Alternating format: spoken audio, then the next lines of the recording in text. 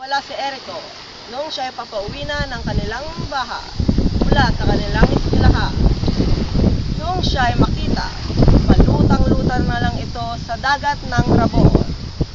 At dahil dito, patuloy pa ring inaalam at tinutukoy ang katauhan ng isang taong kumidnap kay Erico.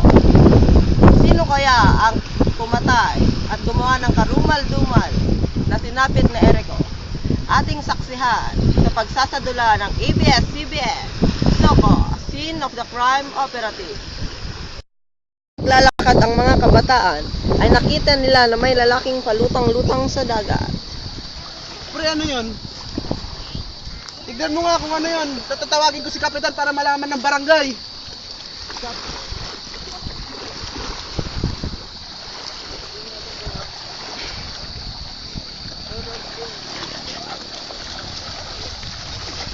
Sino kaya yan? Ano nangyari?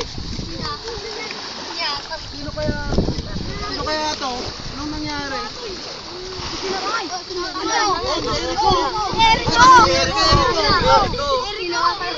Erico!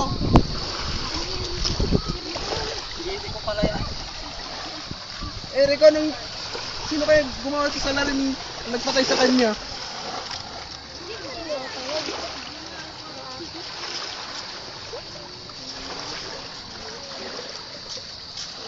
Sino kaya ang may gawa sa karumal-dumal na sinapit ni Erico Cantil?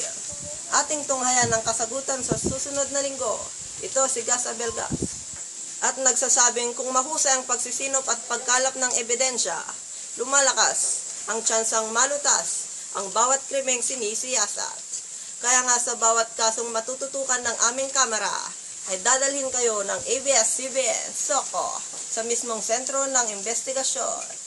Gamit ang science, lohika at pagiging maparaan, ay humantong sa pagkalutas ng misteryong aming tinututukan. Humanda na sa misteryo drama na ihatid sa inyo ng ABS-CBN, SOCO, Scene of the Crime Operatives.